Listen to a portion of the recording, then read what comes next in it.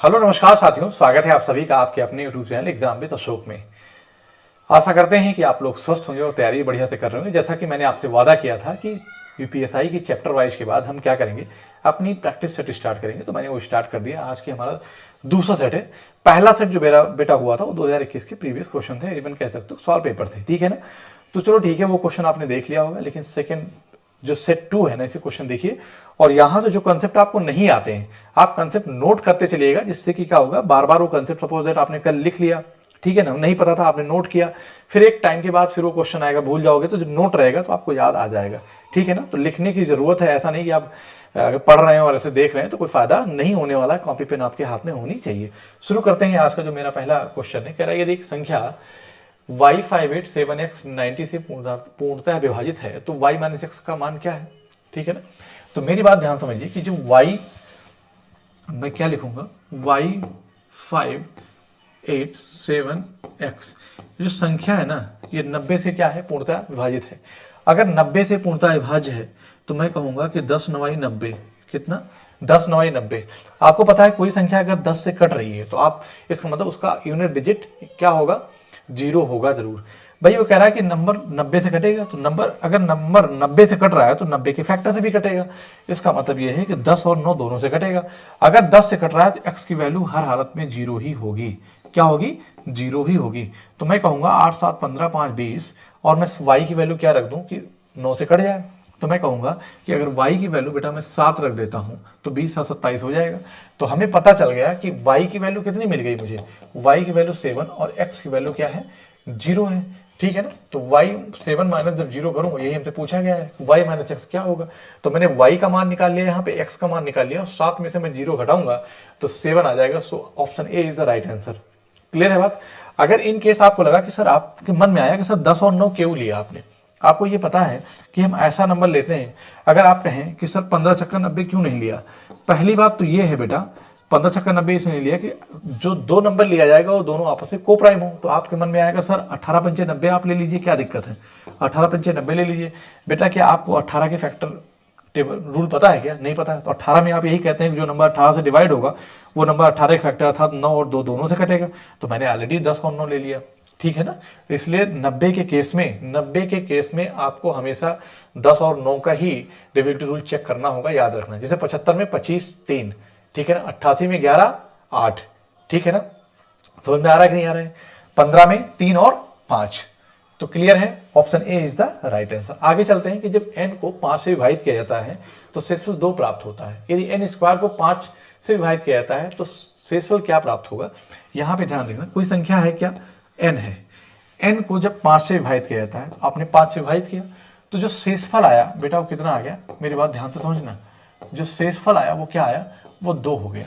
लेकिन कह रहा कि यदि n स्क्वायर को, मतलब जो संख्या थी ना n, क्या थी, यही संख्या थी। इसी संख्या को जब मैं क्या किया, मैंने स्क्वायर कर दिया, उसका वर्ग कर दिया और फिर कह रहा है कि 5 से विभाजित किया जाए। तो आपको पता है कि जो काम भी हम संख्या के साथ करेंगे वही काम उसके रिमाइंडर के साथ करेंगे। संख्या को स्क्वायर किया तो यहाँ भी इसको क्या करेंगे, हम स्क्वायर करेंगे और 5 से डिवाइड करेंगे तो ये हो जाएगा 4/5। कह रहा है तो शेषफल क्या होगा, यदि n स्क्वायर को 5 से विभाजित किया जाए तो आपको पता चल जाएगा यहाँ पे कि 4 को 5 से डिवाइड करेंगे तो रिमाइंडर कितना आ जाएगा बेटा, 4 ही आ जाएगा। बताओ समझ में आया कि नहीं आया। आप कहेंगे यस सर कोई दिक्कत नहीं है। आगे चलता हूं।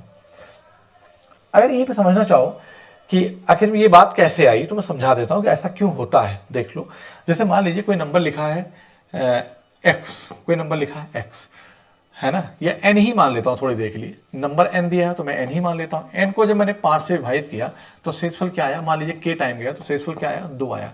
n क्या है, वो संख्या है। तो मैं, ये क्या है, ये हमारा भाजक है, ये भागफल है, ये क्या है, शेषफल।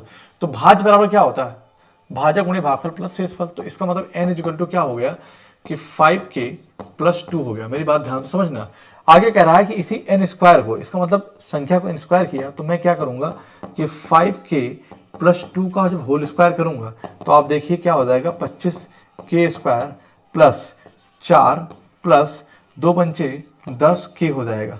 कितना हो जाएगा बेटा, 10k हो जाएगा। कितना, 10k हो जाएगा। और इसको हम फिर क्या करेंगे, 5 से डिवाइड करेंगे। तो आपको पता है कि किसी भी संख्या को किसी फॉर्म में ब्रेक कर दो तो शेषफल कोई फर्क नहीं पड़ता, ये मैंने बताया है पहले से। तो मैं कहता हूं कि इसको 25 को k स्क्वायर छोड़िए, अब 5 से डिवाइड करेंगे, यहाँ रिमाइंडर क्या आ जाएगा, यहाँ 0 आ जाएगा, और यहाँ पे क्या आ जाएगा, रिमाइंडर 0 आ जाएगा, यहाँ बचेगा क्या, 4, तो वही 4 हमने आंसर लिख दिया है। तो बस आप इस सवाल के साथ आपने ये सीखा, आपको पेपर में एक सवाल देखने को मिल जाए यहाँ से ऐसा क्वेश्चन। इस अब आपने सीखा क्या इस सवाल से, ये सीखा कि जब संख्या को n को मैं 5 से विभाजित करता हूँ तो शेषफल 2 आता है। इसी n स्क्वायर को जब 5 से विभाजित करूंगा तो 2 का स्क्वायर बाई क्या आ जाएगा, 5, है ना। मतलब संख्या को वर्ग किया तो मैंने शेषफल को वर्ग किया, 5 से डिवाइड किया, 5 से किया, रिमाइंडर क्या आ गया, 4। इसका मतलब जो ऑपरेशन नंबर के साथ परफॉर्म करते हैं वही सेम ऑपरेशन हम रिमाइंडर के साथ भी परफॉर्म करते हैं। बस इतनी अगर बात आपको समझ में आ गई है तो आप इसमें से कोई सवाल आपका रुकने वाला नहीं है। आगे सवाल की तरफ आते हैं। कह रहा है वो सबसे बड़ी संख्या ज्ञात करें जो 20, 48, 20, 52, 35, 26 को पूर्णतया विभाजित कर सके। इसका मतलब आपसे HCF पूछा गया, वो कौन सा बड़ा से बड़ा नंबर है जो इन दी गई संख्याओं को पूर्णतया विभाजित करेगा। तो मैं कहता हूं कि चूंकि बड़ा से बड़ा पूछा है तो सबसे पहले मैं क्या चेक करूंगा, 26 चेक करूंगा। अगर कोई अब आपको 26 का टेबल नहीं पता है तो ये आप जानते हैं कि अगर 26 से है, 26 दूना क्या होगा, 52, 52 26 से कटेगा, तो मैं कहता हूं कि 26 के जितने फैक्टर होंगे वो सबसे कटेगा। इसका मतलब 13 भी है, 2 भी है ना, और कौन सा है, बस 13, 2 है, एक तो स्वयं, एक और स्वयं होता ही है तो उससे फोकस नहीं करना है। एक्स्ट्रा क्या है, 13 और 2 है, तो देखो 13 चौको 52 है ना, और कितना हो जाएगा, 26 दूना 52, ठीक है ना, 26 दूना 52। क्लियर है बात। तो अब यहाँ पे हम क्या कहेंगे, हालांकि अब इस सवाल में आसान है, HCF निकालना एक डिफरेंस मेथड होता है बेटा, तो वो तो तरीका था ही, लेकिन यहाँ मैंने देखा कि 48 और 52, 2048 2052 के बीच में अंतर विधि का मैं निकाल रहा हूँ। अब देखिए मेरी बात समझिएगा, अंतर विधि क्या कहती है कि किन्हीं दो संख्याओं का अंतर ले लो, दी गई संख्याएं बहुत सारी हैं, उसमें कोई दो ले लो जिनके बीच में डिफरेंस कम हो। तो यहाँ पे मुझे ये दिख रहा है कि 48, 250, 252 मतलब 4 का डिफरेंस लग रहा है। तो अंतर जब लेते हैं तो किसी दी गई संख्या का HCF जो अंतर है या तो अंतर से बराबर होगा या अंतर से छोटा होगा। अंतर के बराबर कब होगा, जैसे मान लीजिए अंतर 4 आ गया, अब इस 4 से अगर ये नंबर कट जाए, वो आपको पता है कि 4 के पहाड़े में आखिरी के 2 अंक चेक किया था, 26 कभी नहीं आता, 4 छंग 24, 4 से 28, 26 कभी नहीं आता। इसका मतलब ये नंबर 4 से नहीं कटेगा, तो इससे छोटा एक ही नंबर D है। So option D is the right answer. आपको इसको चेक करने की जरूरत नहीं है। हालांकि मैं बताने जा रहा था कि सबसे बड़ी संख्या कौन सी होगी, तो मैं 13 दूना 26 में 13 से चेक करता, पर फायदा क्या होता, ठीक है ना। तो एक्चुअल में क्या है ना कि सवाल के डेटा पे डिपेंड करता है कि हमें कैसे क्या करना है। आगे चलते हैं। करा यदि 4 बेटा ये अंदर में है, 4 कहाँ पे, अंदर में है, ठीक है ना, और √2 की power whole 6 equal to 2 into 5 के पावर होल क्यूब को होल x। तो आप क्या कहेंगे, यहाँ पे ये 5 लिखा और 5 की पावर 1/4 गुणे 12 गुणे 2 की पावर 1/2 गुणे 6, तो 4 तेई क्या हो जाएगा, 12 हो जाएगा, 2 तेई 6 हो जाएगा, ठीक है। बराबर में क्या लिखा है, आप बेटा इसको ऐसे कर दो, 2 गुणे 5 ही लिख दो, तो आप क्या कहोगे, 3x हो जाएगा। तो 2 की पावर 3x, 2 की पावर कितना बनेगा बेटा, 3x हो जाएगा, ठीक है ना। 2 की पावर 3x गुणे 5 की पावर क्या होगा, 3x बनेगा। अब देखो मेरी बात, तो यहाँ पे क्या हो गया, 5 क्यूब इंटू 2 का क्यूब, ठीक है ना, बराबर यहाँ पे देखो 2 की, तो मैं बेटा क्या करता हूँ ना, दोनों सब बराबर ही है। तो देखो मेरी बात ध्यान सुनो, चलो अच्छा लिख देता हूँ। तो 2 गुणे 5 था, तो मैं डायरेक्ट लिख देता हूँ कि 10 की पावर 3x।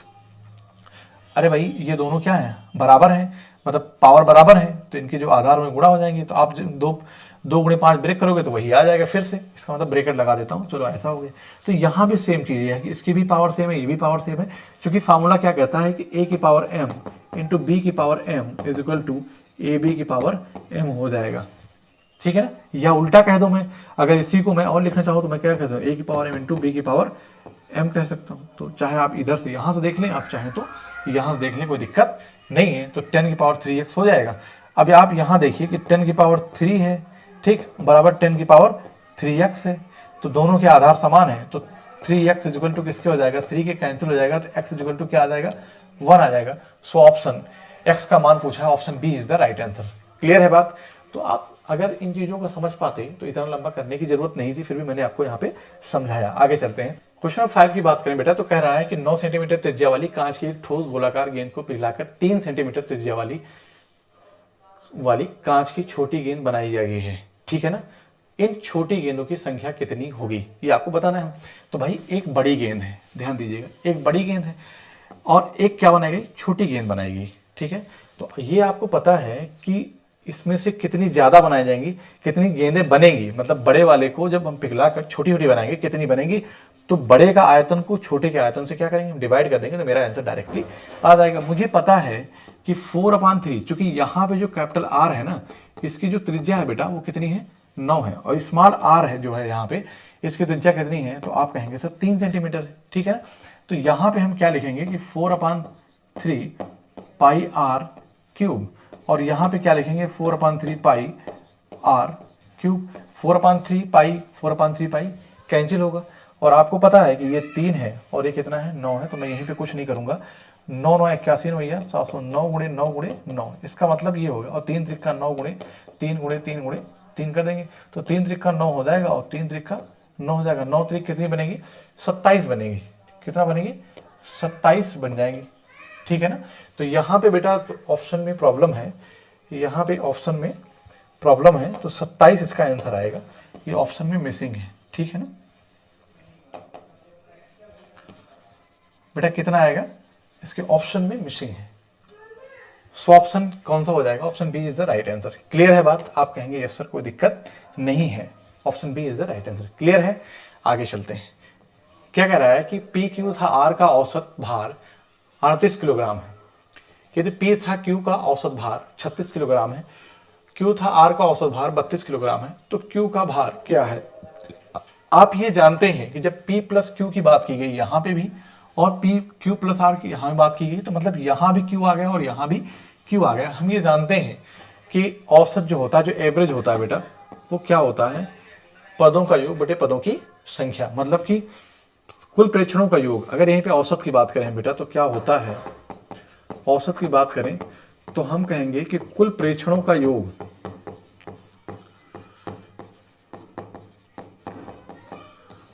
बटे प्रेक्षणों की संख्या, कुल प्रेक्षणों का योग बटे प्रेक्षणों की संख्या। तो जब एवरेज की मैंने बात किया, क्या बात किया, मैंने एवरेज की बात किया, ठीक है ना। तो हम क्या कहेंगे कि कुल प्रेक्षणों का योग, कुल प्रेक्षणों का योग।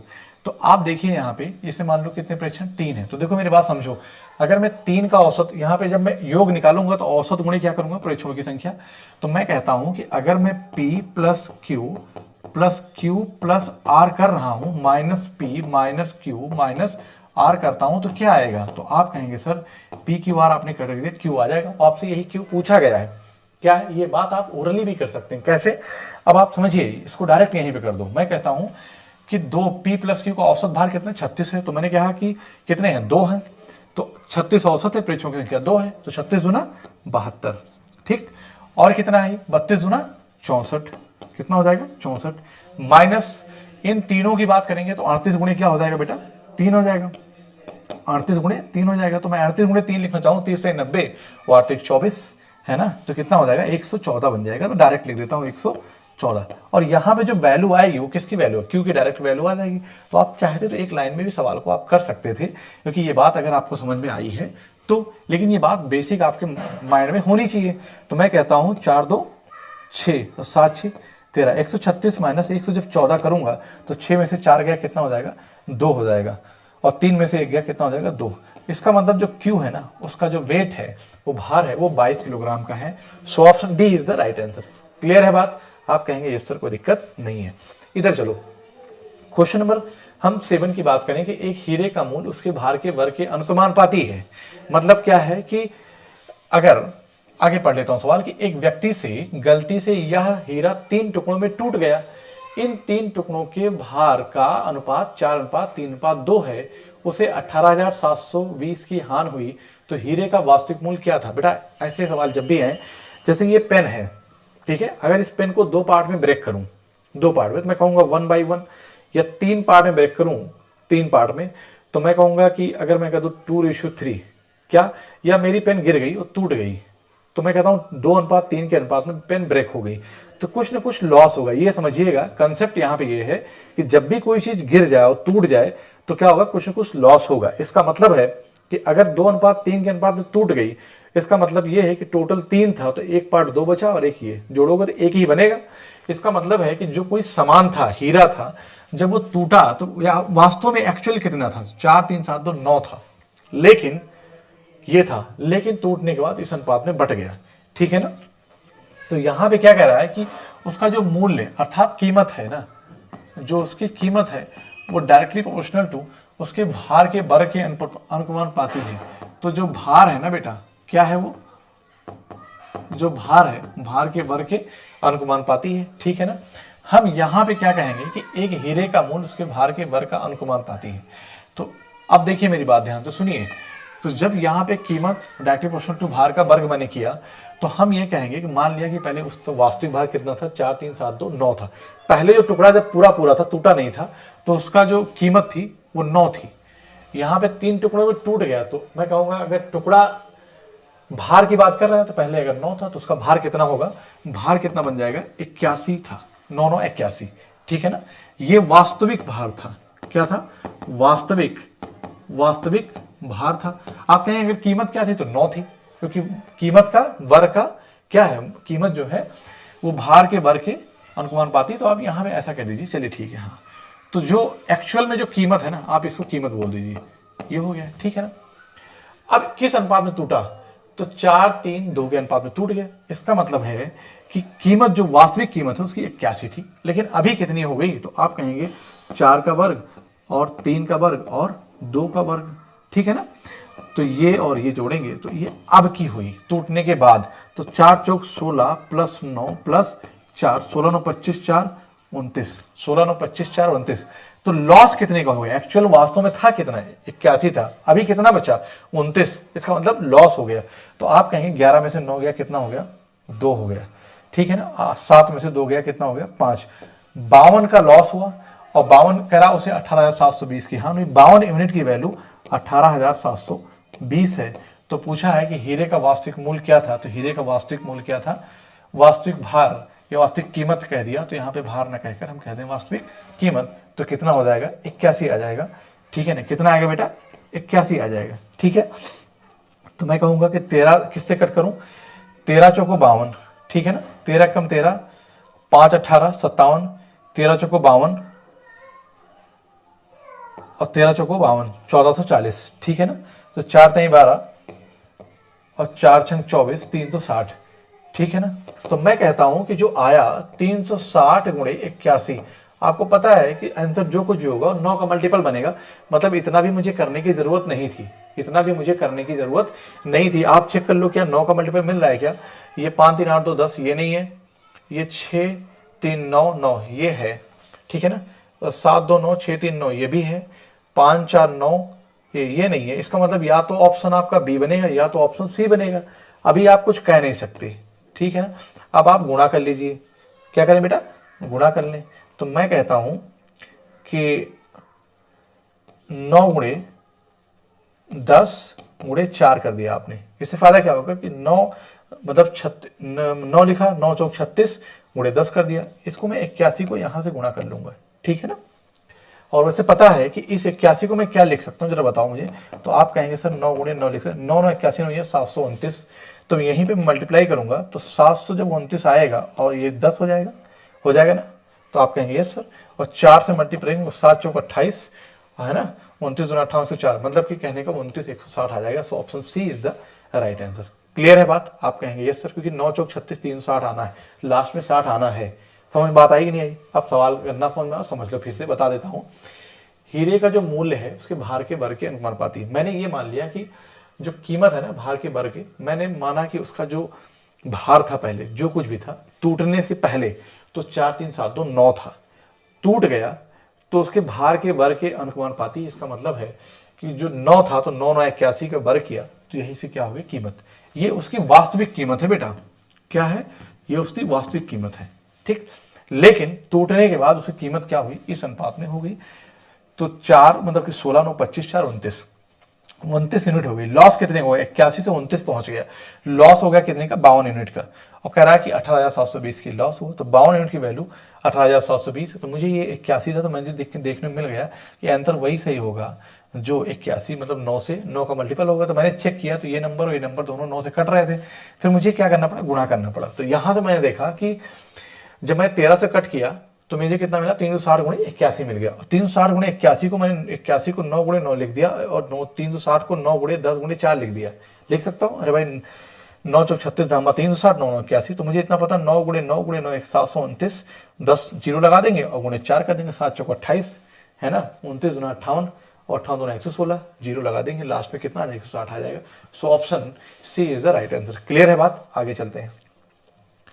करा कि यदि वर्तमान में भूमि और सोम की आय का अनुपात 7:3 है और 4 वर्ष पूर्व भूमि की आय और 4 वर्ष बाद सोम की आय का अनुपात 2:1 है, तो 4 वर्ष बाद भूमि की आय और 4 वर्ष पहले सोम की आय के बीच का अनुपात कितना होगा। मतलब आपसे जो पूछा गया है ना, कौन है 4 वर्ष बाद, तो मान लीजिए कि जो भूमि है ना, भूमि की जो आप आय निकालेंगे वो 4 वर्ष बाद आपसे पूछ रहा है, और सोम जो है ना, सोम की जो आय है उससे 4 वर्ष पहले जो आपसे अनुपात पूछा है, इसका मतलब भूमि और सोम की अगर एज निकाल लें, प्रेजेंट एज, तो आप यहां से इनमें 4 जोड़ के इसमें 4 घटा के, तो आप यही आपसे आंसर पूछा गया है। ठीक है ना, बात समझ में आई, सवाल यही कह रहा है बस। अब देखो वर्तमान में भूमि और सोम, अगर मैं कह दूं कि मान लिया कि भूमि की जो आय है, जो भूमि की आय है वो 7x है और जो सोम की वर्तमान आय है वो 3x है।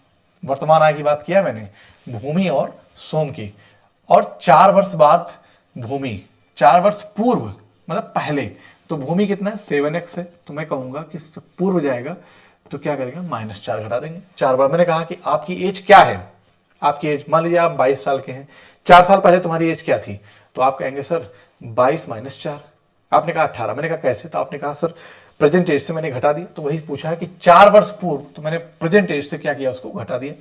हमेशा जब एज पहले पूछे या बाद में पूछे है ना, तो आप प्रेजेंट एज से ही कैलकुलेट करेंगे। अगर पहले पूछेगा तो प्रेजेंट से घटा देंगे। मैंने कहा आज तुम्हारी एज क्या है, आपने कहा सर 20 साल, मैंने कहा 10 साल बाद तुम्हारी क्या होगी, आपने कहा 30, मैंने कहा कैसे, आपने कहा सर आज 20 है, 20 10 30 हो जाएगा, इसका मतलब मैंने कहा 10 साल पहले क्या होगी, तो आपने कहा सर 10 साल होगी, होगी नहीं थी, तो क्या हो जाएगी 10 वर्ष हो जाएगी। इसका मतलब आपने प्रेजेंट एज से उसको जोड़ा भी और प्रेजेंट से इसको घटाया भी, तो प्रेजेंट से ही करते। तो हमारी इसने बता दिया कि जो भूमि और सोम की जो वर्तमान एज है वो 7x और 3x है। ठीक है, यहां से मैंने 4 घटाया, 4 वर्ष पूर्व भूमि की आय और 4 वर्ष बाद सोम की आय, तो हम क्या कहेंगे कि 3x + 4 कितना हो जाती है, 2/1 हो जाती है। तो आप कहेंगे सर कोई दिक्कत नहीं, इसको जब क्रॉस मल्टीप्लाई करेंगे यहाँ पे, तो ये क्या हो जाएगा 7x - 4 और ये 6x + 12 हो जाएगा। ठीक है ना, यहाँ पे x हो जाएगा और ये क्या हो जाएगा 16 हो जाएगा। आप कहेंगे सर इसका मतलब x की वैल्यू कितनी मिल गई, 16 मिल गई। बस आपको कुछ नहीं करना है बेटा, यहीं पे क्या करना, 16 4 20 कर देना है। सॉरी, भूमि के जो वर्तमान आया है ये 16 7 112, कितना 112 + 4 और 16 3 48, 48 - 4, तो आप बताओ क्या लिखोगे, 112 क्या हो जाएगा 116 हो जाएगा। ठीक है ना, कितना बनेगा बेटा 116 बन जाएगा। यहाँ पे गलत हो गया क्या, 7x - 4 और 3 दूना 6 4 दूना 8 हो जाएगा बेटा, कितना हो जाएगा 8 हो जाएगा। यहाँ पे थोड़ा मिस्टेक होगी, तो यहाँ पे जब डिफरेंस लेंगे और ये क्या हो जाएगा 8 4 12 आ जाएगा। ठीक है ना, तो x बराबर कितना आ जाएगा बेटा 12 आ जाएगा। सॉरी, x बराबर क्या आ जाएगा 12 आ जाएगा। तो मैं क्या लिखूंगा कि 12 से 84 और +4, चूंकि भूमि की वर्तमान आय कितनी है 84 है और उनका क्या है 36 है, क्या है 36 - 4, तो आप इसको क्या लिखेंगे, इसको लिखेंगे 88 और इसको क्या लिखेंगे आप 36 - 4 करेंगे तो क्या आ जाएगा 32 आ जाएगा ना, 32 आ जाएगा। ठीक है ना, तो आप ये देख रहे हैं कि 8 से कट करेंगे तो 8 11 और 8 चौक 32, 11 5 4 आ जाएगा। So option A is the right answer. Clear है बात, तो यहाँ पे कुछ नहीं करना है, आप प्रेजेंट एज मान के चलेंगे तो जो भी पूछेगा आप डायरेक्टली आंसर बता पाएंगे। आगे चलते हैं। किराया चीनी का मूल्य 20% से कम किया जाता है तो एक व्यक्ति 2500 में 20 किलोग्राम चीनी, कितनी चीनी अधिक खरीद सकता है, प्रति किलोग्राम चीनी का नया मूल्य क्या होगा। तो मेरी बात ध्यान सुनिए, चीनी का मूल्य 20% से कम किया जाता है। 20% का मतलब क्या है, 1/20 × 100 5। इसका मतलब है चीनी की जो कीमत है ना बेटा, मैं इधर लिखता हूं कि जो चीनी की यहाँ पे कीमत की बात हो रही है, कीमत की जो बात हो रही है वो क्या है, वो पहले और अब चीनी की कीमत पहले कितनी थी, कम की जा रही है। इसका मतलब चीनी कीमत पहले क्या थी 5 थी, अब कितना होगी 4 होगी। इसका मतलब है कि जब आप पहले पैसा जो लेकर जाते थे अब भी उतना ही लेके जा रहे हैं। कह रहा है कि कोई व्यक्ति 2500 में 20 किलोग्राम कितनी चीनी अधिक खरीद सकता है। इसका मतलब पहले भी 2500 रुपये आप लेके जाते थे, अब भी 2500 रुपये किलो 2500 रुपये लेके जा रहे हैं, लेकिन रेट कम हो गया है तो आप चीनी ज़्यादा लेकर आएंगे। जैसे कहने का मतलब है कि आपके पापा आपको 100 रुपये दिए, 100 रुपये देते हैं, तो जब चीनी का रेट 25 रुपये किलो था तो आप 4 किलो चीनी लेकर आते थे ना। लेकिन उसी जब 25 रुपये लेकर चले गए, फिर से आप 100 रुपये लेकर मार्केट चले गए, तो अब कितनी चीनी लेकर आएंगे? क्योंकि चीनी का रेट 25 के बजाय अब क्या हो गया, 20 हो गया है, तो 20 पंचे 100 हो जाएगा। कितना? तो पहले 4 किलो लाते थे, अब 1 किलो ज़्यादा लाएंगे, 1 किलो ज़्यादा लेकर आएंगे। तो मेरी बात समझिए यहीं पे, तो वही चीज़ कह रहा है कि पहले भी उतना ही पैसा लेके जाते थे, अब भी उतना लेके आते हैं, लेकिन उसको कम होने के नाते 20 किलोग्राम चीनी अधिक प्राप्त होती। क्यों होती? तो मैं यहाँ पे कहूँगा कि जो 5 यूनिट की वैल्यू है ना, वो कितना है बेटा? 2500 है। तो मैं इसको 50 से मल्टीप्लाई करूँगा, तो यहाँ पे मैं जब 50 से मल्टीप्लाई करूँगा तो ये कितना हो जाएगा? 2000 हो जाएगा। कितना हो जाएगा? 2000। 50 चौका, सॉरी 5 चौक 20, ठीक है। 200, 50 चौका 200, अरे 500 करेंगे भाई, 5 25 500, 2 जीरो लगाएंगे, 500 करेंगे, 2000 हो जाएगा। ठीक है, इसका मतलब है कि पहले 2500 रुपये लेके जाता था, अब भी 2500 रुपये लेके जाता है, लेकिन जो पहले 25 रुपये मिलती थी अब वही इतनी चीनी उसको 2000 मिलने लगी। इसका मतलब 500 रुपये जो एक्स्ट्रा हो गया ना, बच गया, उसी 500 रुपये में उसने 20 किलोग्राम चीनी अधिक खरीद लिया। तो 500 रुपये में 20 किलोग्राम चीनी खरीदा है ना, तो इसका जो रेट होगा वो कितना हो जाएगा? 25 रुपये पर केजी। क्या हो जाएगा? 25 रुपये प्रति केजी। आपसे पूछा क्या है? तो प्रति किलोग्राम चीनी का नया मूल्य क्या होगा? So option b is the right answer. बताओ यहां तक कोई दिक्कत है क्या? पहले 2500 लेके जाते थे, अभी भी 2500 लेके जा रहे हैं, लेकिन बस फर्क इतना हो गया कि वो 20 किलो ज्यादा खरीद रहा है। क्यों? क्योंकि पहले के रेट से देखा जाए तो 500, 5 यूनिट की वैल्यू 500 से गुणा करेंगे, 25 से 500 400, क्योंकि रेट कम हो गया है। अब वही जितनी चीनी पहले मिलती थी वही चीनी अब उतनी ही चीनी 2000 मिलेगी। इसका मतलब 500 रुपये जो एक्स्ट्रा मिला है ना आपको, उसी 500 से आप 20 किलो चीनी अधिक खरीद पाए। इसका मतलब है कि आपने 25 रुपये पर केजी चीनी के हिसाब से आपने नया रेट है आपका खरीदा है। ठीक है। अमर अपनी आय का 30% भोजन पर, 20% कपड़ों पर और शेष का 75% घर के किराए पर खर्च करता है। वह अपनी आय का कितने % बचाता है? तो सीधी सी बात है, किसी व्यक्ति की जो टोटल आय होती है, कुल आय हमेशा 100% के बराबर होती है। तो कुल आय जो है ना, कुल जो आय है, आय इनकम, आयु नहीं इनकम, किसी की भी इनकम जो हो, चाहे आप 1 रुपये कमा रहे हो, चाहे 100 रुपये कमा रहे हो, चाहे 1 करोड़ रुपए कमा रहे हो, चाहे 1 लाख रुपए कमा रहे हो, वो अपने आप में 100% ही होगा। ठीक है ना। खर्च कहाँ कहाँ किया? 30% भोजन पर, तो फूड पर आपने 30% खर्च कर दिया। ठीक है। 20% कपड़ों पर,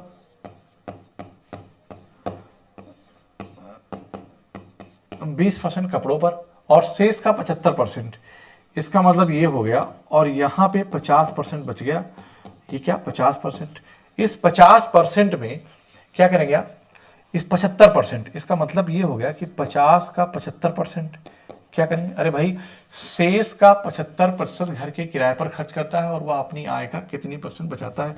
इसका मतलब है कि 25 30 20 50 खर्च कर दिया, बचा कितना? 50 बच गया। कितना?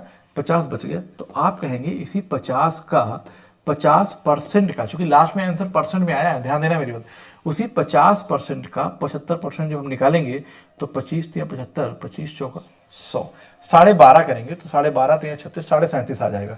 इसका मतलब 50 में से 37.5% जो है बेटा, इसकी वैल्यू यही आएगी। अरे भाई 12.5, 12 36, 1 37, 37.5। इसका मतलब 50% में से 37.5% किस पे खर्च कर दे रहे हैं आप? घर पर खर्च कर दे रहे हैं। किसके? घर के किराए पर खर्च कर रहे हैं। और वह अपनी आय का कितना % बचाता है? इसका मतलब 50 में से यहाँ पे 30 20 50 37, तो कितना बच जाएगा? 12.5%। 12.5% क्या करता है? वो बचाता है। So option b is the right answer. ये ओरल सवाल है। ठीक है ना बात? आगे चलते हैं। विनय ने 60 दर्जन कलम 76 रुपये पर दर्जन की दर से खरीदे। उसने 20 दर्जन 20% के लाभ पर था, शेष 40 दर्जन 25% के लाभ पर बेच दी। उसका लाभ % क्या होगा? तो आपको पता है कि जो 60 दर्जन पेन थी उसको 2 भाग में उन्होंने बेचा। तो आपसे पूछा है कि लाभ प्रतिशत क्या होगा, तो ओवर आप चेक कर लो, आप चाहे डेविएशन लगा दो चाहे एलिगेशन लगा दो। तो मैं यहाँ पे डेविएशन लगाता हूँ क्योंकि मुझे लिए आसान है। तो मैं कहता हूँ कि 20 दर्जन, देखिए संख्या, और क्या है बेटा 40 दर्जन, ठीक है, एक क्वांटिटी है। अब मैं डेविएशन लगाऊंगा तो 20 दर्जन 20% के प्रॉफिट पर, कितने 20% के प्रॉफिट पर, ठीक है ना। और इस 40 दर्जन 25% के प्रॉफिट पर, 25 को मैं लिख सकता हूँ क्या 20% प्लस का 5% लिख सकता हूँ। तो आपको ये पता है, इसको मैं रेशियो में ले लूंगा, एक रेशियो क्या हो जाएगा बेटा 2 हो जाएगा। डेविएशन लगा रहा हूँ, डेविएशन लगा रहा हूँ। इसका मतलब ये है कि 20 तो था ही, 20 दर्जन तो है ही, और जो ये 5 आएगा ना, इस 5 दुनाई एक कट जाएगा, तो 5 दुनाई 10, और ये 10 है ना बेटा इन दोनों में बटेगा। वही वाली हाल है, जब केक कटेगा सब में बटेगा, तो 10 जो है वो 3 में बटेगा। तो आप कहेंगे 3.33%, 3.33%, तो 20 3 23, तो हम कहेंगे 23.33%, 23.33%, ठीक है ना। तो option A is the right answer. Clear है बात, बताओ समझ में आया कि नहीं आया। तो ये मैंने डेविएशन लगा दिया, सवाल आसानी से बन गया। जब भी हम किसी दो चीज को मिक्स करते हैं तो हमें जो प्राप्त होती है वो क्या होती है, वही हमारी वैल्यू होती है, मतलब वही हमारी, ये कह सकते हो कि वहीं पे डेविएशन लगेगा, वहीं पे आप एलिगेशन लगाओगे जब दो चीजों को मिक्स करते हैं। तो मेरी बात ध्यान समझिएगा, जब 20 को 20% लाभ पर और 40 को 25%, तो आंसर जो कुछ भी आना था 20 और 25 के बीच में आना था। तो 27 तो कभी आ नहीं सकता, 25 आ नहीं सकता। तो आपके पास ये और ये बचा था, तो ऑप्शन 23.33। मान लीजिए आपके पास पेपर में बहुत कम समय बचा है और इस सवाल को आप करना चाहते हैं, ठीक है ना, टिक करना चाहते हैं कि कुछ हद तक सही हो जाए, तो आप इन दोनों को कतई मत करिए, या खटाक से कर दिया, हो गया खत्म काम। आप 2 सेकंड में इस बात को करके चले जाएंगे, क्योंकि पढ़ते ही सवाल जान जाएंगे कि आंसर जो कुछ भी होगा वो 20% और 25% के बीच का आएगा, तो उधर जाएंगे नहीं, इधर आ जाएगा। ठीक है, आगे चलते हैं कि 60,000 पर 3 वर्षों के लिए 5% वार्षिक दर से ब्याज की गणना वार्षिक रूप से होने पर चक्रवृद्धि और साधारण ब्याज के बीच का अंतर होगा। तो आप ये जानते हैं बेटा कि 5% की दर से 3 वर्ष का साधारण ब्याज होगा। तो सिंपल इंटरेस्ट होता क्या है, तो सिंपल इंटरेस्ट जो होता है, रेट हमेशा परसेंट पे होता है इनटू टाइम। तो मैं कहता हूं कि अगर रेट 5% है और टाइम कितना है 3 ईयर का दिया है, 3 ईयर का दे रखा है, तो आप ये कहेंगे जो 3 साल का जो सिंपल इंटरेस्ट होगा वो 5 नहीं क्या हो जाएगा 15, तो 15% हो जाएगा। ये बात आप ओरली कर सकते थे, ठीक है ना। आगे देखिए 3 साल के सक्सिव लगाएंगे हम, चूंकि अंतर दे रखा, क्या पूछा है, तो 3 वर्षों के लिए 5% वार्षिक दर से ब्याज की गणना होने पर चक्रवृद्धि ब्याज और साधारण ब्याज के बीच का अंतर निकालना है, ठीक है ना। जब अंतर निकालेंगे तो मुझे ये पता है कि 5% की दर से 3 साल का जो कंपाउंड इंटरेस्ट होता है वो 15.7625 होता है परसेंट में। अब इस बात को बता देता हूँ कैसे होता है। 3 साल का सक्सिव लगा दो आप, 3 साल का सक्सिव लगा दो, ठीक है ना। तो आप कहेंगे कि 3 साल का जब सक्सिव लगाते तो लगाते कैसे बेटा, बोर्ड पे ध्यान दो। जब इन तीनों को जोड़ लो तो आप कहेंगे सर ठीक है जोड़ लिया, ठीक है ना। तो मतलब कहने का ये हो गया कि 5 5 5 जोड़ लिया, इसको इससे गुणा करो तो कितना हो गया 25/100, इसको इससे गुणा करो तो कितना हो गया 25/100, और इसको इससे गुणा करो, मतलब आपस में सबको गुणा करना है एक एक करके। उसके बाद फिर सब इन तीनों को एक साथ जोड़ लो तो कितना हो जाएगा 125 क्या आ जाएगा 10,000 आ जाएगा। क्या ये कंसेप्ट पता है। अब आगे से ये चीज़ें याद रहनी चाहिए, एग्जाम में ये थोड़ी नहीं करोगे बैठ के आप, तो टाइम निकल जाएगा। ये बात पहले से प्रैक्टिस में आपको आनी चाहिए। तो ये कितना हो गया बेटा 15 हो गया। आज के बाद आप रट लेंगे कि 5% की दर से 3 साल का जो CI होता है वो 15.7625 होता है। कहाँ से होता है ये मैंने बता दिया यहाँ पे। तो अब देखो सबके हर बराबर जुड़ जाएगा, 25 या 75, 75/100 करूंगा तो 0.75 आ जाएगा, और यहाँ पे 10,000 है तो 0.0125 आ जाएगा। तो 75 मतलब 15.7516225 हो जाएगा। क्या आपने ये बात मैंने यहाँ नहीं लिखी है, यही तो लिखा है। इसका मतलब जब अंतर लिखेंगे कि 3 साल का कंपाउंड इंटरेस्ट और 3 साल का सिंपल इंटरेस्ट जो है वो बेटा 0.7625% है, ठीक है ना। तो अब मेरी बात ध्यान सुनिए, तो हमारा क्या है कि 16,000 कितना है 16,000 का 0.7625% जब निकालेंगे तो यहाँ से 4 जीरो हटाएंगे, इसको लगा देंगे, ठीक है ना। तो 1 2 3 1 2 3, आप देखिए कि कैसे आप डायरेक्टली आंसर निकाल सकते हैं, ठीक है ना। हालांकि 25 से नंबर कटेगा, चलो ठीक है। तो मैं कहता हूं कि 4 चौक 16 कर दो और 4 25 100 कर दो। इससे फायदा क्या होगा देख लीजिएगा, आंसर जो होगा 4 का मल्टीपल बनेगा। तो 4 का मल्टीपल मुझे तो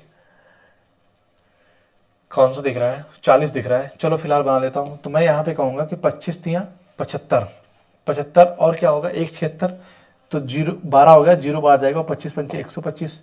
तो 3 चौक कितना हो जाएगा बेटा, 1 0 बचा है, अभी 1 0 बचा है, ठीक है। ये क्या हो जाएगा, अभी ये 10 हो जाएगा। अरे भाई एक ये कट किया ना, 1 0 बचा है, फिर से 5 से कट करेंगे, 5 दुना ये 10, 4 नहीं होगा, फिर अभी 2 कट जाएगा, तो 5 36, 5 एकम 5 और ये 2 बार जाएगा। तो आप कहेंगे सर 61 गुणे 2 जो होगा वो कितना आ जाएगा, 122 आ जाएगा बेटा, 122 आएगा। So option C is the right answer. Clear है। तो ये बात अगर आपको पता होती तो 15 आप डायरेक्ट सवाल नहीं लगाते कि 15% और 15,762.5 का जो डिफरेंस होगा 0.7625% होगा, उसकी वैल्यू आप डायरेक्ट निकाल देते, एक लाइन में आपका सवाल हो जाता। क्लियर है बात, आगे चलते हैं। पर आप सवाल में ये कतई नहीं करोगे, ना तो ये निकालोगे, आप ये निकालते हो तो भी पीछे हो, सीखने की जरूरत है। आप ये चीज भी नहीं लिखोगे, ये बात आपको माइंड में होनी चाहिए। इसका मतलब डायरेक्ट ये बात आप लिखते, डायरेक्ट पेपर में क्या करते, डायरेक्ट ये लिखते कि 16,000 का 0.7625%। अच्छा मैं ये बता दूं कि 0.7625% का मतलब क्या हुआ, तो आप अगर यहीं पे ध्यान दो तो 1/4 है। कितना है, 1/4 है। हालांकि मतलब अगर मैं यहीं पे देखो ऑब्जर्वेशन भी कर सकते थे, मैं बता देता हूं कैसे, क्योंकि आंसर थोड़ा सा दूर दूर है, 130 है, 22 है, 50 है, 40 है।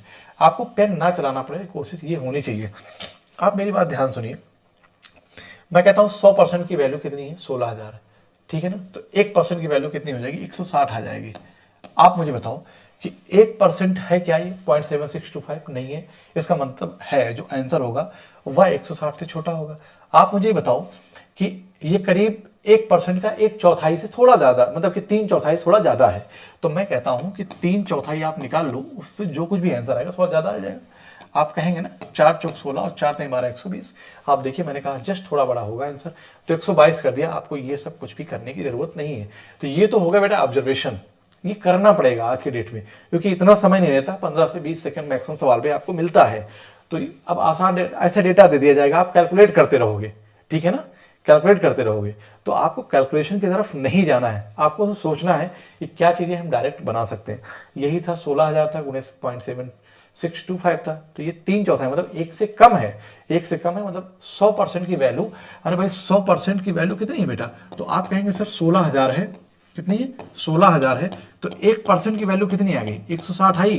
तो मैं कहूंगा कि ये तो 1% से कम है ना, 0.7625% अंतर। तो क्या इस सवाल में आपको पेन चलाने की जरूरत थी, नहीं थी।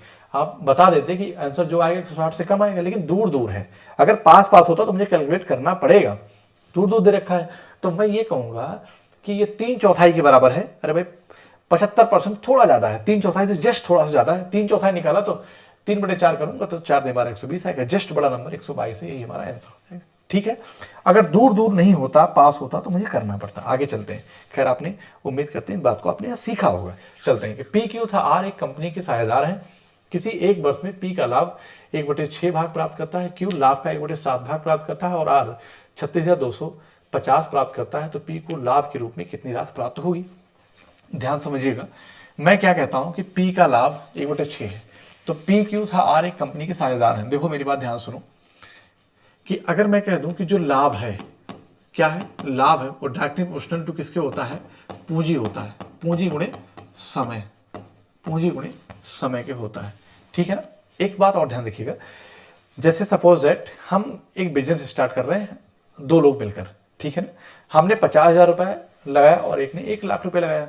तो आप बताइए कि 1 साल बाद जब पैसा बटेगा, जो भी जब इन्वेस्टमेंट किया दोनों लोग ने 1.5 लाख रुपए लगा के बिजनेस शुरू कर लिया, एक ने 1 लाख लगाया, एक ने 50,000 लगाया। तो आप मुझे बताइए कि पैसा जो लाभ आएगा, जो भी प्रॉफिट होगा, क्या बराबर बटेगा, कतई नहीं बटेगा। अरे भैया हमने 1 लाख लगाया, तुमने 50 लगाया, और जब पैसा लाभ लेने की बात आई तो कह रहे नहीं बराबर चाहिए, कतई नहीं हो सकता ना। आप तैयार होंगे, नहीं होंगे। इसका मतलब ये है कि जो हमारा लाभ है वो पूंजी इंटू टाइम पे डिपेंड करता है, कितने टाइम के लिए लगाया। चलो अच्छा ठीक है, मैंने 1 लाख रुपए लगाया और आपने 50,000 रुपए लगाया, ध्यान समझिएगा, और हमने 1 लाख रुपए लगाकर 2 महीने बाद निकाल लिया और आपने 50,000 रुपए बिजनेस में लगा रखा है। 1 साल बाद क्या हुआ, हिसाब हुआ तो क्या बराबर लाभ मिलना चाहिए। कैसे मिलेगा बराबर लाभ, कैलकुलेट होगा कि कितने टाइम के लिए किसने लगाया है। तो इसका मतलब यही हुआ कि जब पूंजी और समय, पूंजी और समय, पूंजी और जो समय का प्रोडक्ट होता है वो लाभ होता है। इसका मतलब ये हो गया कि पी की बार कंपनी के साझेदार किसी एक वर्ष में लाभ का 1/6 भाग प्राप्त करता है। मतलब कह रहा है कि 1/6 कौन प्राप्त करता है, पी प्राप्त करता है, लाभ का 1/6। इसका मतलब है कि इस फ्रैक्शन से क्या समझते हैं, इसका मतलब है कि 1/6 का लाभ का 1/6 का मतलब हुआ कि टोटल लाभ कितना है, 6 है, और 6 में से 1 प्राप्त हुआ किसको, पी को प्राप्त हुआ। ठीक है ना। फिर कह रहा है ये क्या है, ये टोटल प्रॉफिट है बेटा, ये क्या है, टोटल प्रॉफिट है। आप समझ रहे हैं कि नहीं। और यहां पे देखेंगे कि 1/, क्या हो जाएगा, 7 हो जाएगा, 1/7 हो जाएगा। ठीक। अब इसको किसको मिला लाभ का, इसका मतलब टोटल लाभ कितना है, 7 है, और 7 में से 1 किसको मिला, वह क्यू को मिल गया। तो ये बात गड़बड़ हो गई यहां पे, शेष किसको मिला, और आर इतने का प्राप्त करता है, तो है ना। इसका मतलब है कि आप ये देखिए कि यहां भी टोटल लाभ, यहां भी टोटल लाभ, ये 6 यूनिट है, ये 7 यूनिट, ये बराबर करना है। तो एलसीएम ले लेंगे, तो हम कहेंगे इसको 7 से कर दिया, इसको 6 से कर दिया, यहां भी 6 से करेंगे और यहां भी 7 से। तो मैं कहूंगा कि जो पी है, पी है, और जो ये क्यू है ना, तो पी को कितना मिला, 7, कितना मिला बेटा, 7, क्यू को कितना मिला, 6 मिला, और आर को कितना मिलेगा, तो टोटल है कितना, 42। तो 42 में से जब हम 13 घटाएंगे, ठीक है ना, 42 में से 13 घटाएंगे तो 12 में से 3 गया, कितना हो जाएगा, 9, और 3 में से 1 गया 2, 29 हो जाएगा। और कह रहा है आर को इतना लाभ प्राप्त हुआ। इसका मतलब 29 यूनिट की वैल्यू है वो 36,250 है। आप बात समझ पा रहे हैं। तो आप यहाँ पे देखिए कि 29 यूनिट की जो वैल्यू है ना बेटा, वो कितना दे रखा है, 36,250 दे रखा है। आपसे पूछा पी को लाभ के रूप में कितना प्राप्त हुई, तो पी को 7 प्राप्त हुई। तो आंसर जो कुछ होगा वो 7 का मल्टीपल होगा। ठीक है ना, 7 का मल्टीपल होगा। बस और ज्यादा दिमाग मत लगाओ, चेक करो कि 7 का क्या एक ही है। अगर एक है तो ये आंसर टिक करके चले जाओ, क्योंकि 29 का टेबल यहाँ पे आ रहा है। ठीक है, बड़ा नंबर होगा। मैं कहता हूं कि 7 एकम 7, 7 2 14, 3 17, 7 5 35, ये नंबर 7 से कट रहा है। अभी मैं नहीं कहता कि सही है, लेकिन ये कट रहा है 7 से। इसको चेक करो, 7 एकम 7 75 नहीं आता है, तो ये नहीं कटेगा। ठीक, 7 एकम 7, 7 8 56 होता है, ये नहीं कटेगा। 7 एकम 7, 7 एकम 7 6 13, 7 9 63 होता है, ये नहीं कटेगा। So option A is the right answer. एक ही ऐसा नंबर है जो 7 का मल्टीपल है। अब आप इसको भाग देना शुरू करोगे। एग्जामिनर ने जब क्वेश्चन ये सेट किया तो क्या सोच के दिया, वो जानता था कि 29 के पहाड़ा बच्चे को याद नहीं है। वो भाग देना शुरू करेगा, इधर लिखेगा कि 36,250 लिख देगा और 29 से भाग देना शुरू करेगा। तो 29 दूना 58, अब 362 में 29 का पहाड़ा पढ़ो, तो 29 का 30 पढ़ो, तो पढ़ते रह जाओगे पहाड़ा और खेल खत्म हो जाएगा। ठीक है ना। तो बात समझ में आई कि नहीं आई।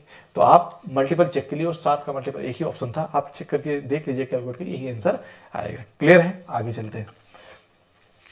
ए तथा बी को मिलकर एक 120 पृष्ठ वाली किताब टाइप करनी है। ए 9 घंटे में 36 पृष्ठ टाइप करता है और बी 5 घंटे में 40 पृष्ठ टाइप करता है। ए पहले 7 पृष्ठ अकेले टाइप करता है तथा आखिरी के 60 पृष्ठ ए तथा बी मिलकर टाइप करते हैं। पूरी किताब को टाइप करने में कितना समय लगेगा। इसका मतलब है कि जो टोटल काम है ना, वो 120 पृष्ठ वाली किताब टाइप करना है। जो कुल वर्क है, कुल वर्क अगर मैं यहीं पे कह दूं, आपको समझ में आ गया है। कुल काम, जो कुल काम है वो 120 पृष्ठ वाली क्या है, बुक है। क्या है बेटा, बुक है। ए 9 घंटे में 36 टाइप करता है, तो उसकी जो क्षमता होगी क्या होगी, तो 9 चौक 36। तो ए की जो क्षमता है वो कितनी है, 4 है। ठीक, यहां लिख देता हूं मैं, ए की क्षमता कितनी है, 4 है। 5 घंटे में 40 करता है, तो 5 8 40। बी की क्षमता 8 है। ठीक है ना।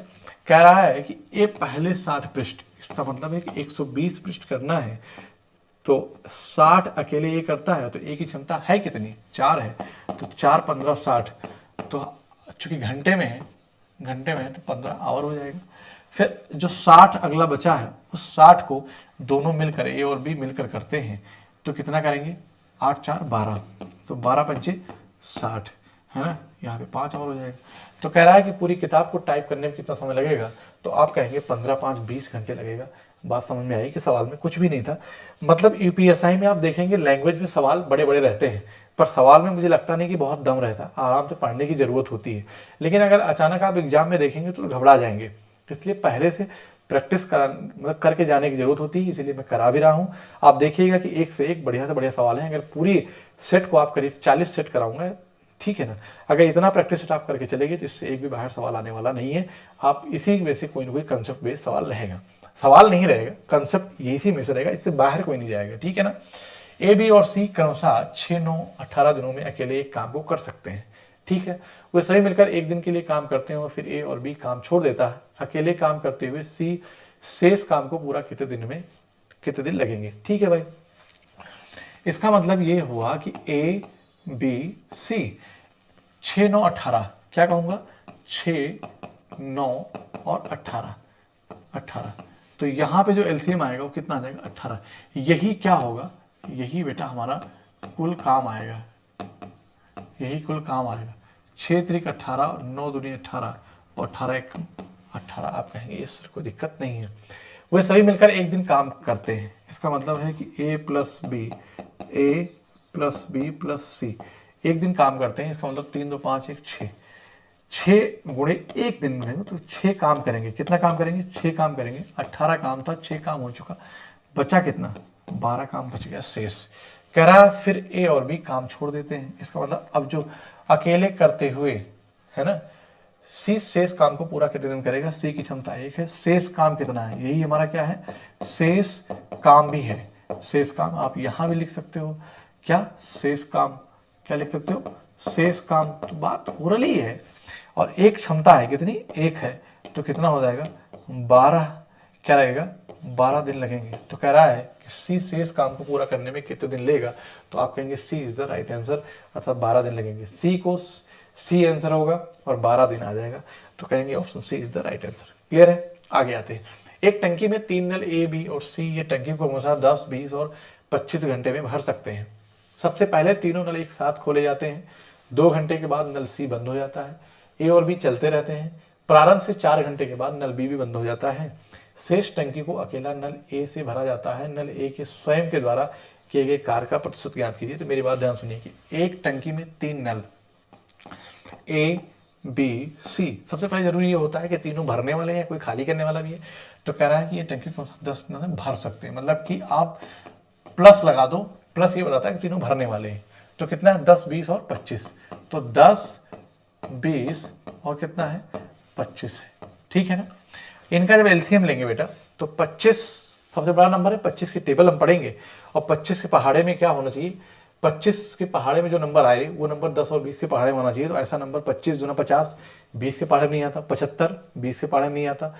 और 25 चौका 100, 10, 20, 25 तीनों में आता है। तो यही हमारा क्या हो जाएगा, एलसीएम आ जाएगा। इसका मतलब यही जो एलसीएम लिया मैंने, यही हमारी क्या हो गई, टंकी की क्षमता हो गई। इसका मतलब ये हो गया बेटा कि जो टंकी की क्षमता है ना वो 100 लीटर है। कितनी है, टंकी की क्षमता 100 लीटर है। ये टंकी 10 घंटे में, मतलब कि तो 10 दहम 100, टंकी की क्षमता ये होगी।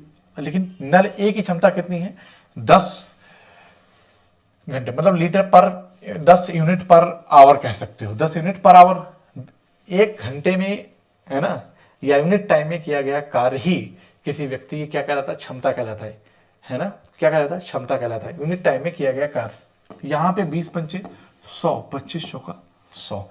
देखिए कैसे शुरू हुआ है पानी भरना। कह रहा सबसे पहले तीनों नल एक साथ खोले जाते हैं, 2 घंटे बाद नल सी बंद हो जाता है। इसका मतलब है कि ए, बी, सी तीनों एक साथ काम कर रहे हैं। तो 2 घंटे तक काम किया, 2 आवर तक। और आपको 15 है, 10, 5, 15, 4, 19 पता है। तो 19 दूना कितना हो जाएगा, 38 यूनिट इन्होंने काम कर दिया, ठीक है ना। उसके बाद कह रहा है कि 2 घंटे बाद सी बंद हो जाता है। इसका मतलब है कि ए और बी अभी भी काम कर रहे हैं और सी क्या हो गया, चला गया, ठीक। प्रारंभ से 4 घंटे बाद 2 इधर बीत गया, प्रारंभ से 2 घंटे यहाँ पे है, क्या है 2 घंटे यहाँ है। तो आप कहेंगे ए और बी बचा है 10, 5, 15। तो ये कितना भरेंगे, 30 भरेंगे। तो 30 और 38 कितना हो जाएगा, 68, 18, 70 कितना बचेगा, 32। अब कौन गया, बी भी बंद हो जाता तो ए बचा।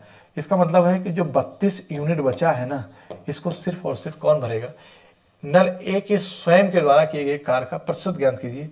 तो आपको पता है कि नल कितना भरता है, 10 से 10 कितना हो जाएगा, 3.2 यूनिट हो जाएगा। मतलब कि टाइम लगेगा 3.2 आवर लगेगा। इसका मतलब है कि ए ने यहाँ भी काम किया, ए यहाँ भी काम किया और ए यहाँ भी काम किया। तो टोटल काम कितना था, मतलब टंकी की क्षमता कितनी थी, वो कितनी थी, आप कहेंगे सर 100 थी। तो इसने कितना किया, कह रहा है कि नल ए के स्वयं के द्वारा किए गए कार्य का प्रतिशत ज्ञात कीजिए।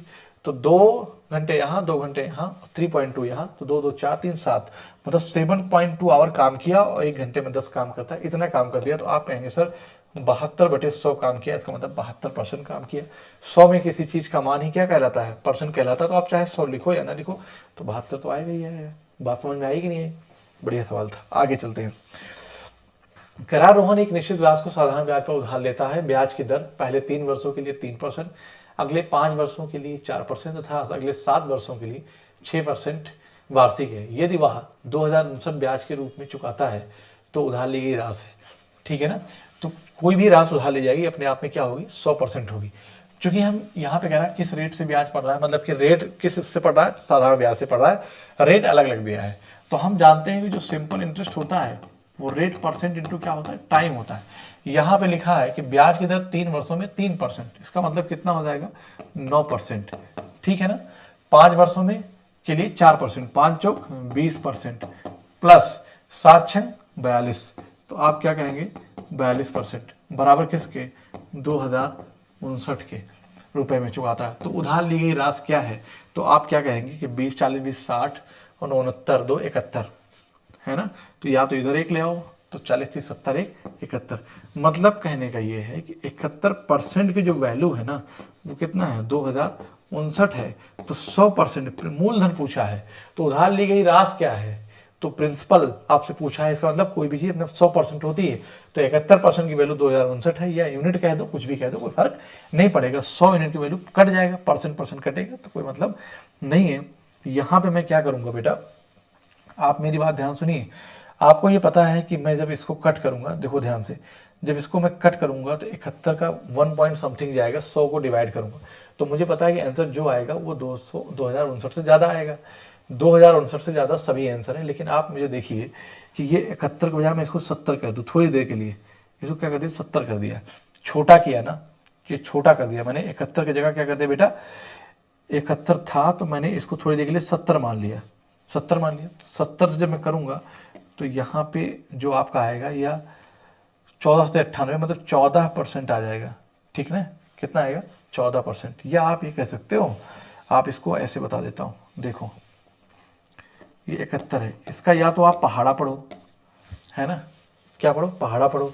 तो 7 3 21 3 बार नहीं जाएगा, 2 बार जाएगा। तो मैं आपको तरीका बता देता हूँ, लेकिन एग्जैक्ट वैल्यू लाने के लिए, हालांकि दूर दूर है थोड़ा सा, तो आप बता सकते हो, लेकिन फिर भी 2059 को आप 71 से डिवाइड करो तो 2 बार जाएगा, 3 बार नहीं जाएगा। तो 2 1 कम 2 और 2 होते 14, यहाँ पे 3 हो जाएगा, 10 में से 4 गया 6 हो जाएगा, ये 639 है ना। तो कितनी बार जाएगा, 9 बार जाएगा। इसका मतलब ये कट करेंगे तो 29 टाइम जाएगा, तो कितना आ जाएगा, 2900 आ जाएगा, ठीक है।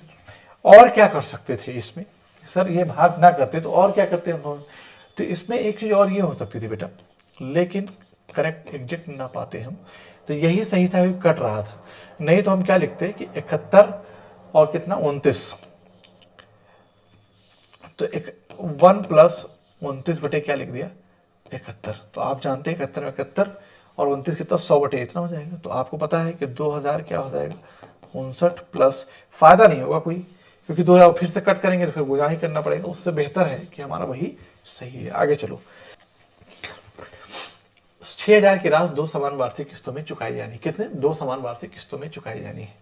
प्रत्येक किस्त का भुगतान प्रत्येक वर्ष के अंत में किया जाना है। यदि ब्याज 2% प्रतिवर्ष की दर से वार्षिक रूप से चक्रवृद्धि किया जाता है तो प्रत्येक किस्त कितनी होगी, ये मुझसे पूछा गया है कि प्रत्येक किस्त कितनी होगी। तो मेरी बात समझिए ध्यान से कि अगर आपने 6000 रुपये लिया है, मान लीजिए आपने किसी 6000 रुपये ले लिया, उसको 2 किस्त में आप देना चाहते हैं, लेकिन ब्याज के रूप में देना पड़ेगा, और ब्याज कितना रहेगा, 2%, और कैसा रहेगा, चक्रवृद्धि ब्याज रहेगा। 2% को क्या आप लिखते हैं, तो आप 2% कहते हैं 1/50। और जब भी हम किसी परसेंट को फ्रैक्शन में कन्वर्ट करते हैं तो मैं कहता हूं कि ये प्रिंसिपल है, ये क्या है, प्रिंसिपल है, इसे क्या है, ये ब्याज है, क्या है, ब्याज है। इसका मतलब प्रिंसिपल कितना था, 50 था, और ब्याज कितना है, इसका मतलब आप जो किस्त देंगे वो 50 के साथ आप 1 रुपये ब्याज लगा देंगे। इसका मतलब अगर आपने 50 रुपये लिया है तो 1 साल में 51 देंगे। इसका मतलब हो गया कि अमाउंट कितना हो जाएगा, 51 हो जाएगा। यही हमारी इंस्टॉलमेंट भी कहलाएगी, यही हमारी इंस्टॉलमेंट भी कहलाएगी, प्रत्येक किस्त। क्या समझ रहे हैं मेरी बात। लेकिन जब दूसरे वर्ष आएंगे तो आपको पता है कि 50 का स्क्वायर किया जाएगा और 51 का स्क्वायर किया जाएगा। 50 का स्क्वायर कितना होता है, 2500 होता है, और 51 का स्क्वायर कितना होता है? 50, 25, 50 होता है शायद। 51 और 51 का करेंगे तो 51 आएगा, 5 एकम 5, 5 25, ठीक है ना। 2601, 2601, ठीक है। चलो, तो 51 का वर्ग जो होता है बेटा वो 2601 होता है, ठीक है। कितना है अब आप बताइए, दोनों किस्त ये क्या है? मैंने क्या कहा था आपसे कि इंस्टॉलमेंट है, लेकिन जब आपने 50 रुपए लिया था तो 51 दिया। जब आपने 5,000 रुपए, अगर आप 50 रुपए किसी व्यक्ति से लेंगे तो जो रेट सवाल में बताया गया 2%, तो आप उसको 51 रुपए देना पड़ेगा, ठीक है ना। लेकिन वही चीज अगर दूसरे साल है तो 2500 रुपए अगर लिया है तो 2601 रुपए आपको देना पड़ेगा। तो इसका मतलब दोनों किस्त समान है, तो इस समान के लिए मुझे क्या करना पड़ेगा? 51 से मल्टीप्लाई करना पड़ेगा। क्या करना पड़ेगा? इधर भी मैं 51 से मल्टीप्लाई करूंगा, तो मैं यही कहूंगा कि आपका जो ये हो जाएगा, जीरो लगाएंगे, 5 एकम 5, 50, 25, 25 50 हो जाएगा। कितना हो जाएगा बेटा? 25 50 हो जाएगा। आप कहेंगे यस सर कोई दिक्कत नहीं है। अरे भाई 5 एकम 5, 50 25, और ये तो 2601 ही होगा। इसका मतलब जब आपने 2250 रुपए था तो आप 2601 रुपए दे रहे थे किस्त, जब आपका 2500 बचा तब भी 2601 दे रहे हैं। इसका मतलब इंस्टॉलमेंट की जो किस्त है 2601 बन रही है, आपको 2601 यूनिट की वैल्यू आपको बताना है, क्योंकि पूछा है कि प्रत्येक किस्त कितनी होगी, तो आप कहेंगे सर इतनी इतनी बनेगी। तो टोटल मैं इसको जोड़ूंगा, इसको मैं टोटल जोड़ूंगा तो मैं कहूंगा कि 5 एकम 50 25 होगा, 22 नहीं होगा बेटा। ये कितना बनेगा? ये 25 होगा, ठीक है ना। क्या हो जाएगा? 25। इसको जोड़ूंगा 5050, 5050 हो जाएगा, और ये क्या हो जाएगा? ये तो इतना ही है। इसका मतलब 5050 की वैल्यू कितनी है? तो आप कहेंगे सर कि यही तो प्रिंसिपल था, इतना धन लिया था, तो 5050 की वैल्यू जो है ना बेटा वो कितना है? वो 6000 है। तो आप 2601 की वैल्यू आप बताइए क्या होगी? तो एक जीरो यहाँ से कट करेंगे। अब आपको सॉल्व करना है, तो आप 5 से कट करना चाहो तो कर लो, इससे फायदा होगा। देखो कैसे, 5 एकम 5 जीरो, 5 एकम 5, और मैं इसको क्या कहूँगा कि 5 12 60 120 है, ठीक है। मैं इसको थोड़ी देर के 100 मान लूँ, मेरी बात ध्यान से समझना, थोड़ी देर के लिए 100 मान लूँ, तो मैं कहूँगा कि कितनी बार जाएगा? 2600 मान लो इसको, तो कितना बार जाएगा? 26 बार जाएगा। कितना बार जाएगा? 26 बार, लेकिन ज़्यादा है, थोड़ा सा कम होगा, थोड़ा वैल्यू ज़्यादा है। तो जो कुछ भी अगर गुणा करूँगा, मतलब कहने का 120 गुणे जब मैं 26 करूँगा ना, तो जो कुछ भी आंसर आएगा उससे जस्ट थोड़ा सा छोटा होगा। गुणा करके चेक करो, पता चल जाएगा, ठीक है ना। या मल्टीपल चेक करना चाहते हो तो भी बात बनती, लेकिन देखो, तो 12 छंग 72 के 2, सुन लो, 72 के 2 हासिल 7, और 12 2 24, 6 30 31, है ना। 31 20 आया, 31 20 आया, तो मैं कहूँगा थोड़ा सा कम आएगा। तो थोड़ा सा कम कौन सा आंसर? ये वाला है। तो 3090.30 आएगा। आपको ये ऑब्जर्वेशन आना चाहिए, आना चाहिए। समझ में आया बात कि नहीं है? नहीं तो आप क्या करेंगे? इसको कट करेंगे तो 101 है, ठीक है। और 101 के मल्टीपल में क्या आता है? मैंने क्या कहा कि 101 है, इसको 100 मान लो, इसको 26 से मान लो, 26 बार जाएगा। तो मैं कहता हूँ थोड़ा कम किया है ना, थोड़ा छोटा नंबर आएगा। तो नंबर थोड़ा छोटा है, 31 20 आया, इससे छोटा नंबर कौन सा है? 3090 है, वही हमारा आंसर आ जाएगा। आगे चलते हैं। 1500 मीटर की दौड़ में अनिल ने बकुल को 150 मीटर से हराया, और उसी दौड़ में बकुल ने चार्ल्स को 75 मीटर से हराया। देखो रेशियो ले लेंगे हम, यहीं पे कहेंगे क्या कि अनिल और कौन है? बकुल और कौन है? चार्ल्स, ठीक। 1500 मीटर की दौड़ में अनिल बकुल को 150 मीटर से हराया। इसका मतलब है जब ये 1500 जाता है, मेरी बात ध्यान सुनना, तो ये सिर्फ और सिर्फ जाता है 1350। बकुल क्या करता है? जब बकुल 1500 जाता है, मेरी बात ध्यान सुनना, तो चार्ल्स जाता है 1425। मैंने रेशियो ले लिया और कुछ किया नहीं। तो यहाँ से इसको कट करूंगा और यहाँ से नहीं कट करूंगा, तो मैं कहूँगा कि 15 दामा 150। तो बेटा यहाँ पे 10 लिख सकता हूँ कि नहीं लिख सकता हूँ? 15 में 135। तो मैं इस बात को मैं लिखना चाहूँ तो मैं कह दूँ कि इस बात को मैं यहीं पे, चलो एक स्टेप आगे लिख देता हूँ, ठीक है ना, आगे लिख देता हूँ, ठीक। तो इसी के नीचे लिख दिया मैंने। कितना हो गया? ये 10 हो गया, ये 9 हो गया। इसको भी सिंप्लीफाई करूंगा तो कितनी? 25 से जाएगा, 25 का 150, ये 60 आ जाएगा, ठीक है ना। और 25 पंजे 125, और 25 सत्ते 175, 3 20 60, 3 19 57। इसका मतलब 20 19 आ गया। तो 20 रेशियो क्या आ गया? 19 आ गया, ठीक। यहाँ पे 9 जाएगा, और यहाँ पे कितना आ जाएगा बेटा? 20 आ जाएगा। आप कहेंगे यस सर कोई दिक्कत नहीं है, तो इसका मतलब अनिल जब 200 जाता है 200 यूनिट, तो ये 180 जाता है और ये क्या जाता है 19 या 171। आपसे पूछा है कि अनिल चार्ल्स को कितनी दूरी से हराता है। अनिल जब 200 जाता है तो चार्ल्स 171 जाता है, कितनी दूरी से हरा दिया, तो आप कहेंगे सर 29 यूनिट से हरा दिया, तो आंसर वही होगा जो 29 का मल्टीपल होगा। तो मैं कहूँगा कि 200 यूनिट की वैल्यू कितना है, 1500 है। 200 आपसे 29 यूनिट की वैल्यू 29 से हारा है बस। तो मैं इसको जब कट करूँगा, देखो बेटा मेरे ध्यान से, तो मैं क्या कहूँगा कि आप ना इसको क्या कर दो, 2 1 कम 2, 2 चौक 8, 2 पंचे 10, ठीक, ये कर दिया आपने। आप 15 का पहाड़ा पढ़ लीजिए इसमें, 15 पचे 75 के 5, ठीक है ना, हाँ ठीक है, 15 पचे 75 के 5 और 15 1 कम 15 और 7, सॉरी 15 पचे 75 के 5 हासिल 7 और 15 चौको 60, 60 7 67 के 7 हासिल 6, 15 कम 15 और 6 कितना हो जाएगा 21, तो 270 कितना आ गया 5 मीटर एग्जैक्ट आ गया। So option D is the right answer. Clear है? आपको सवाल नहीं आया हो तो मैं फिर से बता दूं कि जब अनिल 1500 जाता है तो बकुल उस समय 150 जाता है। इसका मतलब है कि 150 मीटर का अंतर ले लिया, तो रेशियो ले लिया हमने। फिर कह रहा है कि बकुल ने 75 मीटर हरा है किसको, चार्ल्स को। इसका मतलब जब बकुल 15 जाता है तो 1425 जाता है, तो हमने रेशियो ले लिया। और रेशियो ले लिया तो अनिल जब 200 यूनिट तय करेगा तो 171 यूनिट जाएगा, 29 यूनिट कम जा रहा है। 200 यूनिट की वैल्यू ही क्या है, क्योंकि अनिल तो पूरी दूरी तय कर रहा है 1500, 200 की वैल्यू 1500, तो 29 की वैल्यू हमसे पूछा है। 29 का टेबल पहाड़ा अगर पता हो तो आप ये बता सकते हैं कि नंबर वही आंसर होगा जो 29 का मल्टीपल है। आगे चलते हैं कि शांत जल में एक मोटर बोट की गति 20 किलोमीटर पर आवर है। इसका मतलब क्या है, मोटर बोट की गति क्या होती है, शांत जल में नाव की चाल x किलोमीटर, ये वैल्यू जो दी है ना, वो x की वैल्यू दी है। यह धारा के अनुकूल 150 किलोमीटर की यात्रा तय करती है और फिर प्रारंभिक बिंदु पर लौट आती है, ठीक है ना। इसका मतलब ये है कि धारा के अनुकूल मतलब 150 किलोमीटर जाएगी, 150 आएगी, ठीक, अनुकूल और प्रतिकूल, और फिर प्रारंभिक बिंदु पर लौट आती है। यदि एक चक्कर लगाने में कुछ 16 घंटे लगते हैं तो नदी के धारा की गति क्या है, नदी की धारा की गति क्या है। मैं कहता हूं कि x स्पीड जाएगा y की स्पीड से आएगा, ठीक है।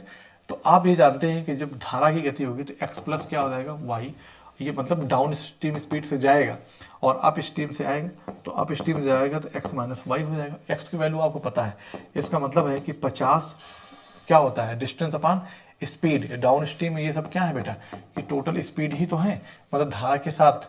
तो आप कहेंगे कि 20 किलोमीटर 20 की स्पीड से गया 20 प्लस वाई, और फिर यही 150 किलोमीटर की दूरी क्या किया, गया और आया, एक चक्कर लगाया, तो 20 माइनस क्या करेगा वाई, उसको 16 घंटे का समय लगा।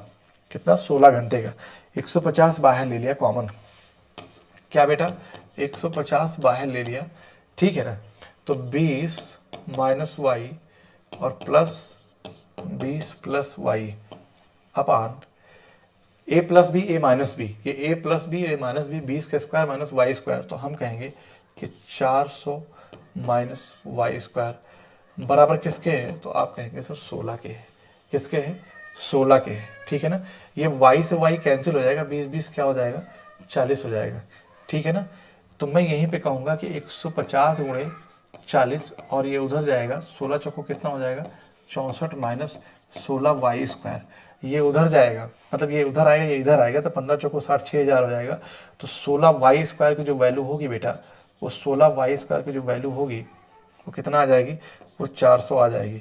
तो y की वैल्यू भी यहीं पे निकालने लगेंगे ना, तो 400 बटे कितना हो गई 16 हो गई वाई स्क्वायर की वैल्यू। तो जब y की वैल्यू हम निकालने की बात करेंगे तो ये इसके ऊपर आ जाएगा। तो इसको मैं कट करूंगा तो मतलब बाहर आएगा, तो एक स्टेप उससे बेहतर है कि मैं स्टेप यहीं कर लेता हूँ।